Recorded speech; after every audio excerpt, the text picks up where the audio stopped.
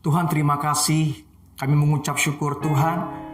Hari ini kami memperingati Tuhan kematian Kristus Yesus Tuhan di kayu salib Tuhan untuk menanggung segala dosa kami. Tuhan, kami mau menghargai, kami mau menghormati kematian-Mu Tuhan. Biar hari ini Tuhan Yesus Kristus, biar kami sungguh-sungguh Tuhan membuka hati kami. Kami mau sungguh-sungguh mengizinkan pekerjaan-Mu Tuhan bekerja dalam kehidupan kami. Ubahkan kami Tuhan, perbaharui kehidupan kami sehingga kami menjadi pribadi yang menyenangkan Tuhan. Sebentar kami dengar firman-Mu Tuhan, siapkan hati kami semuanya Tuhan, dan kami benar-benar percaya Tuhan, Roh Kudus bekerja di dalam kehidupan setiap kami semuanya. In the name of Jesus. Haleluya. Amin. Amin saudaraku. Haleluya. Luar biasa pagi hari ini saudara, amin.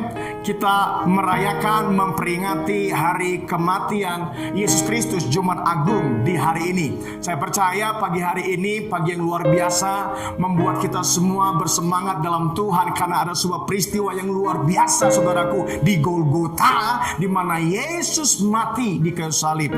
Nah saudaraku, saya beri tema khotbah saya, sacrifice, pengorbanan.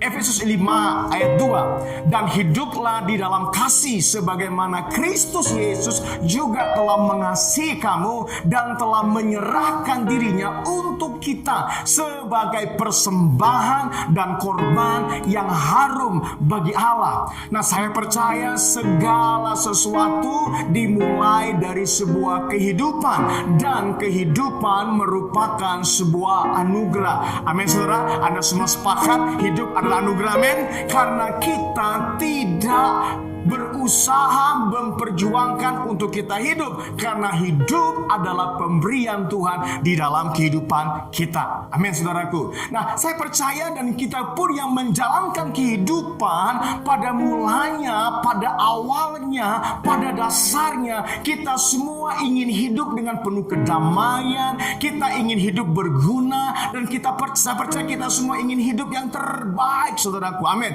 Kita gak mau hidup kacau, kita gak mau merusak, kita gak mau berselisih dengan siapapun di sekitar kita.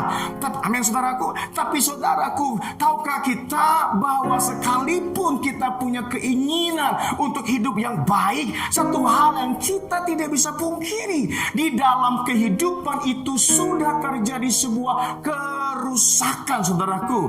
Dosa sudah menyusup masuk di dalam kehidupan kita, sehingga siapapun yang hidup, entah itu orang kaya, entah itu orang miskin, entah itu orang belajar, orang pintar, ataupun orang bodoh, apapun statusnya, selama dia hidup, maka kehidupannya akan memiliki kecenderungan untuk hidup di dalam kekacauan. Amin saudaraku. Saya percaya walaupun kita berniat ingin melakukan sesuatu yang baik, tanpa kita sadari, kadang-kadang kenapa kita malah sebaliknya, kita berbuat sesuatu yang bertentangan dengan apa yang menjadi niat kita yang baik pada mulanya.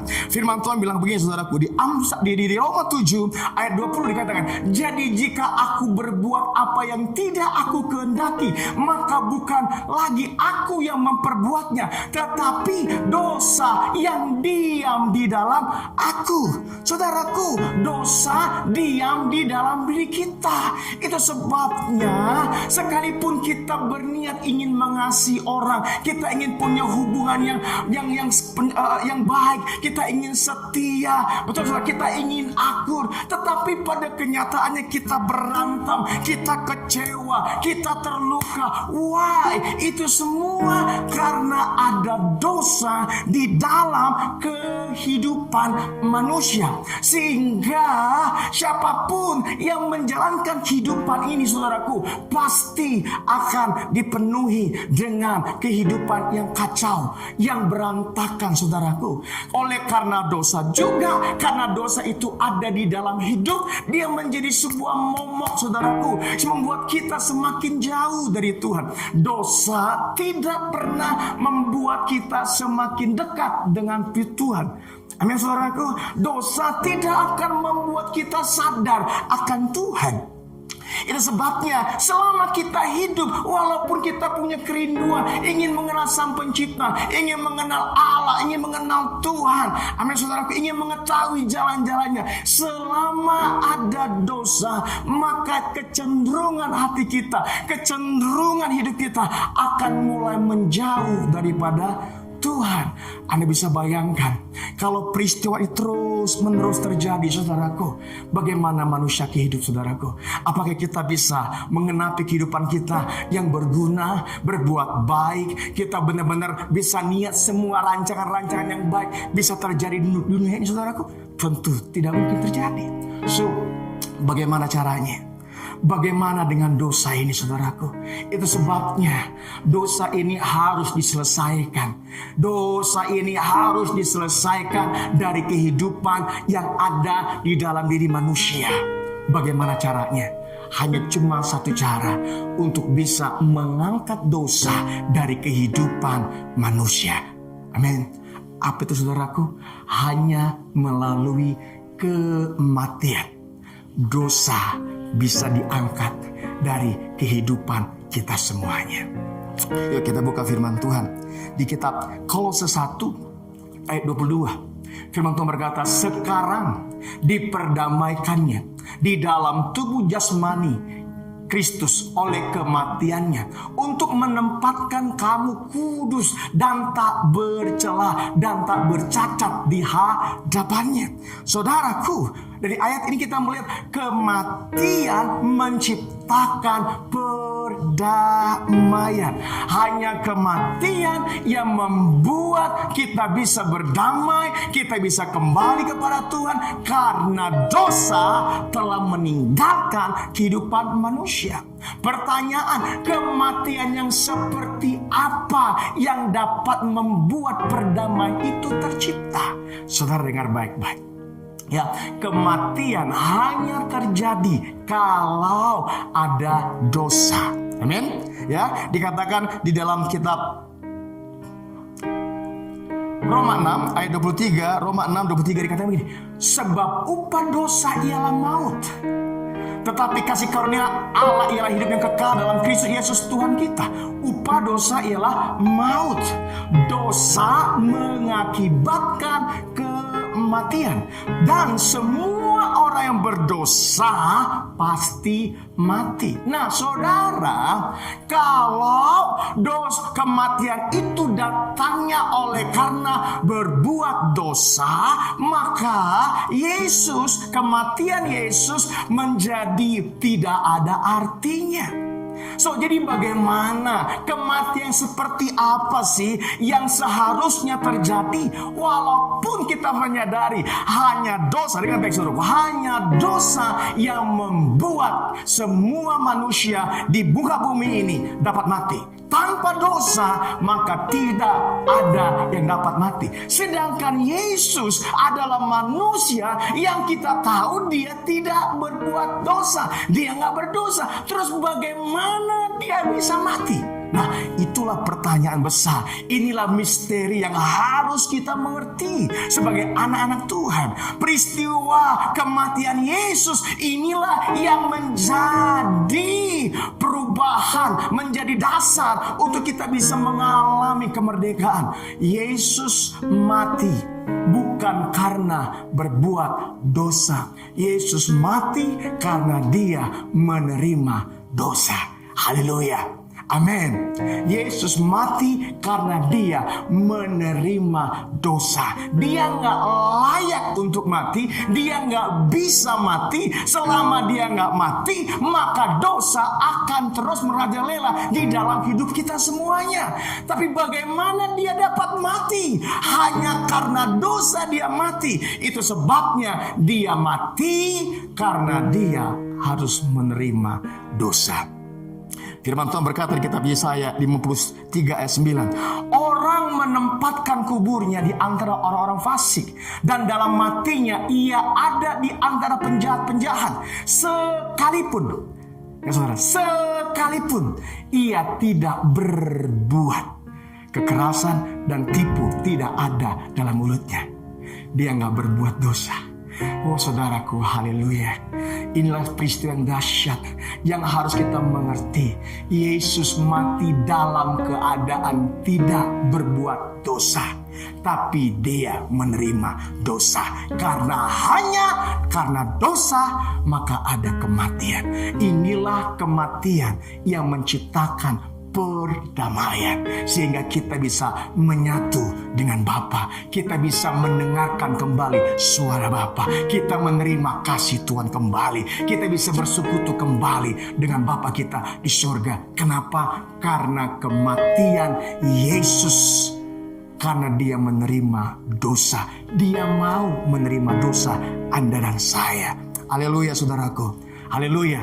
Kalau kita dihukum karena perbuatan kita, karena kesalahan kita, itu biasa, itu wajar. Tetapi kalau ada orang mau dihukum bukan karena dia berbuat salah, tapi karena dia mau melepaskan Anda dan saya dari semua hukuman, itu peristiwa yang dahsyat, yang luar biasa. Nah, mari di dalam memperingati Jumat Agung kematian Yesus Kristus, saudaraku, saya percaya kita merenungkan, kita merefleksikan apa yang telah diperbuat oleh Yesus Kristus di tengah-tengah kehidupan kita semuanya. Amin. Ya, dan Yesus sudah selesai.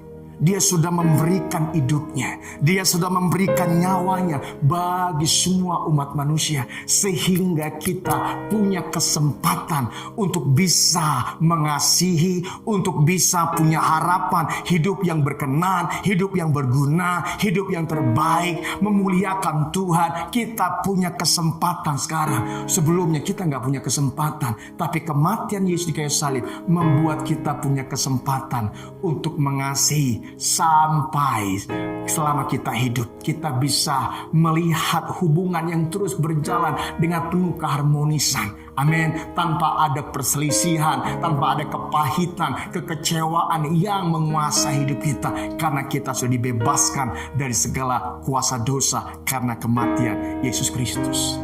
Pertanyaan saudaraku, kalau Yesus sudah selesai di kayu salib, kematian Yesus sudah terjadi, dan dia sudah melakukannya bagi kita. Terus apa yang harus kita perbuat? Nah, saya mau kita merenungkan, kita merefleksikan apa sih yang perlu kita perbuat setelah kita melihat Yesus mau mati buat hidup kita. Apa yang perlu kita pelajarin dari kehidupan Yesus? Saudaraku, pernah kita merenungkan Yesus umur 30 tahun waktu itu. Ya, dia punya banyak cita-cita, dia punya banyak rencana, dia banyak keinginan yang luar biasa. Tapi saudaraku, dia mau rela melepaskan semuanya hanya untuk menjadi korban perdamaian. Itu hal yang luar biasa. Nah, prinsip inilah, nilai inilah yang harus kita renungkan di dalam kehidupan kita. Satu kata yang saya renungkan, kata melepaskan. Amin. Keluaran 3 ayat 5. Lalu ia berfirman, janganlah datang dekat-dekat. Tanggalkanlah kasutmu dari kakimu. Sebab tempat di mana engkau berdiri itu adalah tanah yang kudus. Ketika Tuhan berkata kepada Musa, tanggalkanlah kasutmu. Nah saudaraku, yang sangat sulit dalam kehidupan kita adalah kita melepaskan segala sesuatu yang sudah menyatu, melekat di dalam diri kita. Itu sesuatu yang tidak mudah. Saya percaya sesuatu yang sangat sulit. Tapi saudara, kita belajar daripada Tuhan Yesus bahwa dia mampu melepaskan dirinya di masa mudanya. Dia bisa punya keinginan banyak hal, tapi dia melepaskan untuk menyelamatkan banyak orang, jutaan orang. Nah saudara, hal yang sama. Maukah kita melepaskan banyak hal dalam kehidupan kita? Tuhan tidak pernah mau merampas apapun yang ada pada diri kita. Dia gak pernah merampas bahkan kejahatanmu sekalipun. Tuhan tidak bisa merampas dosamu sekalipun. Tuhan gak bisa merampas ketakutanmu, keinginanmu, nafsumu. Bahkan Tuhan gak bisa merampas cita-citamu. Tuhan tidak pernah melakukan itu dalam kehidupan kita. Tapi yang Tuhan lakukan, Tuhan menunggu kita untuk kita rela melepaskannya. Amin, saudaraku. Karena saudaraku, waktu kita melepaskan segala sesuatu yang kita rancangkan, yang kita pikir baik, yang kita pandang baik. Kadang kita mungkin berpikir waktu kita mau melepaskan bahkan cita-cita kita, bahkan rencana kita, kita berpikir kita kehilangan momen yang terbaik. No, saudaraku. Tuhan tidak pernah membiarkan apa yang kau lepaskan hilang begitu saja. Tujuan Tuhan adalah menggantikan apa yang engkau berani lepaskan.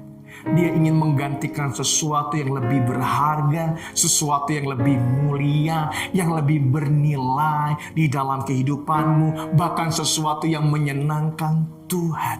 Nah, mari jemaat Tuhan, di momen hari ini, di dalam masa ini, kematian Yesus Kristus, Jumat Agung ini, kita merenungkan apa yang perlu kita lepaskan dalam kehidupan kita. Karena hanya saat kita mau melepaskanlah, maka kita akan mendapatkan. Amin, saudaraku.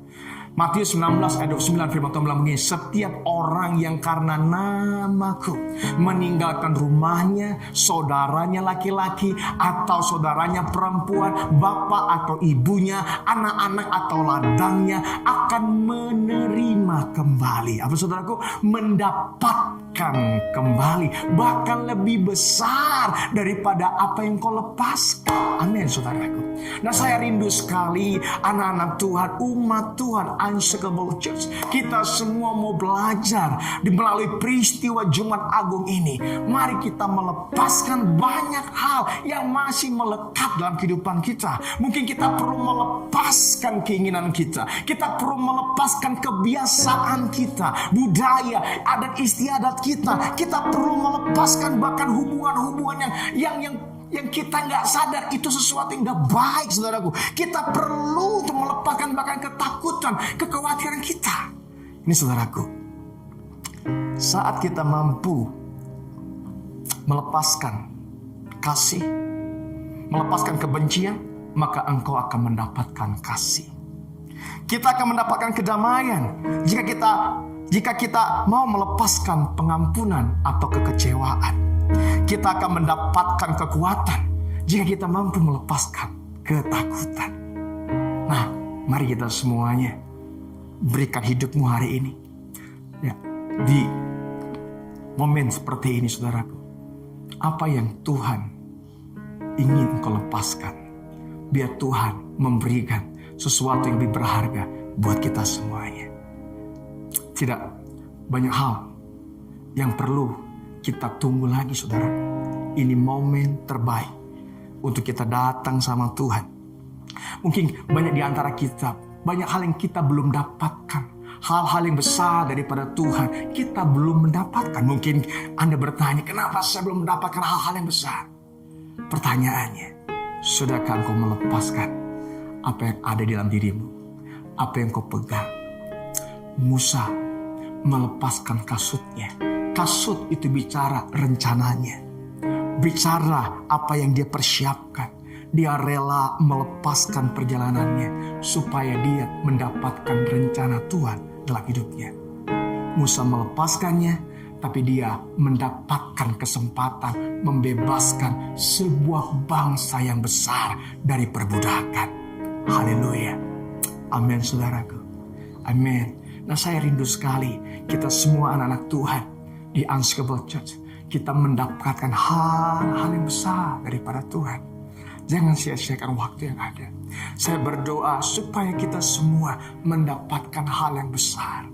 Dari peristiwa kematian Yesus Kristus, dia mendapatkan jutaan jiwa-jiwa untuk datang kepada Bapa. Ketika dia melepaskan dirinya, melepaskan nyawanya untuk menebus semua dosa-dosa kita. Haleluya. Mari kita ambil waktu sebentar, kita tundukkan kepala kita semuanya. Kita responi firman Tuhan. Datang sama Tuhan hari ini. Biar engkau yang mengetahui apa yang perlu engkau lepaskan dalam hidupmu. Mungkin cita-citamu harus kau lepaskan supaya engkau memperoleh panggilan Tuhan yang luar biasa. Mungkin Engkau harus melepaskan kebiasaan-kebiasaanmu supaya Engkau menerima karakter dan hikmat daripada Tuhan. Mungkin Engkau harus melepaskan setiap kekecewaan dan setiap ketakutanmu supaya Engkau menerima kemurahan dan kebaikan Tuhan dalam kehidupanmu. Apapun yang kau lepaskan, Tuhan tidak akan pernah biarkan begitu saja. Tuhan akan menggantikan sesuatu yang mulia dan sangat berharga di dalam hidupmu. In the name of Jesus. Bapakku berdoa Tuhan bagi setiap umatmu Tuhan yang mendengarkan firman-Mu Tuhan. Pagi hari ini Tuhan Yesus Kristus, Engkau yang menjamah hati kami semua Tuhan. Engkau yang melawat hati kami semua Tuhan. Tuhan, kalau Engkau merelakan, melepaskan, mengorbankan nyawa-Mu Tuhan untuk mendapatkan Tuhan jiwa-jiwa Tuhan, manusia-manusia untuk datang menyembah kepada Bapa.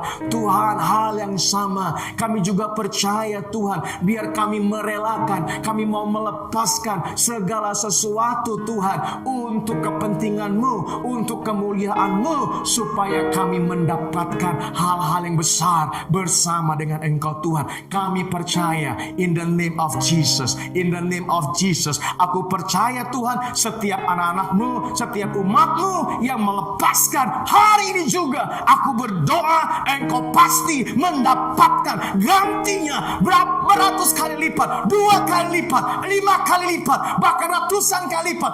Engkau akan memperoleh daripada Tuhan. In the name of Jesus, diberkati kehidupanmu, diberkati masa depanmu. Tuhan menyertai engkau. In the name of Jesus. Haleluya.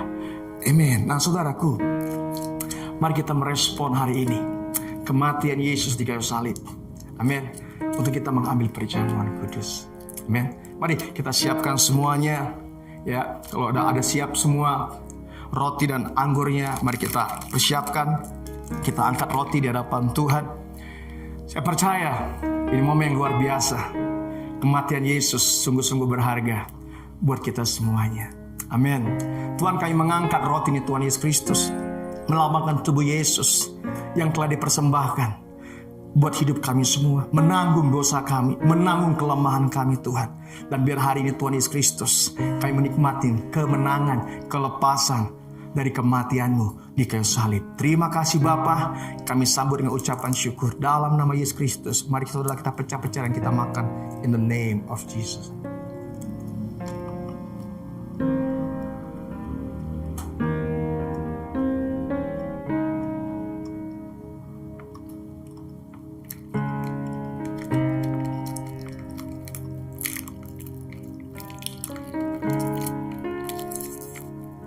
Mari kita angkat juga anggur di saudaraku di hadapan Tuhan.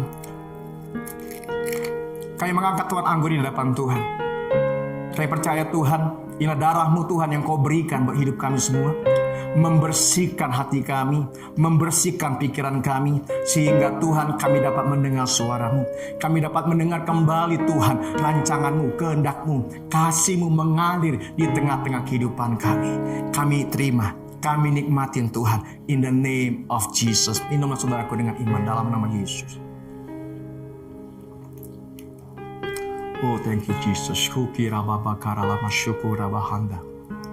Kura masyukuri labahanta ramasyukuru busyundu. Terima kasih Tuhan. Kami sudah menjalankan Tuhan. Kami sudah mengambil perjamuan kudus di hadapan Tuhan. Dan hari ini Tuhan Yesus Kristus, biarkan kami mengalami kehidupan yang baru. Kami mengalami kemenangan demi kemenangan bersama dengan Engkau Tuhan. Kami percaya Tuhan, melalui kematian-Mu di kayu salib, kami diperdamaikan, kami dipulihkan Tuhan, kami dikembalikan Tuhan. Segala sesuatu yang ada padamu sekarang mengalir di dalam kehidupan kami. Kasih-Mu mengalir, kekuatan-Mu mengalir, kehidupan-Mu mengalir Tuhan. Dan kami benar-benar merasakan kemuliaan Tuhan memenuhi kehidupan kami. Mari saudaraku, angkatlah kedua belah tanganmu.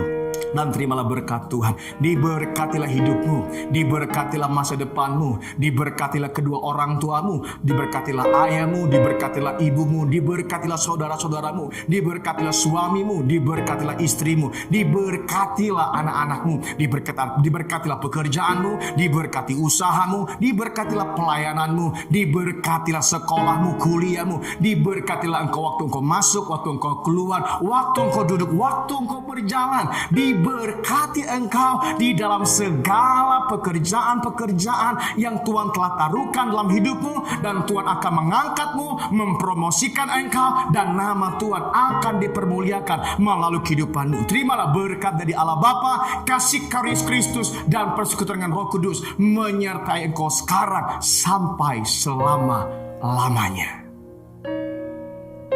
Sorakemu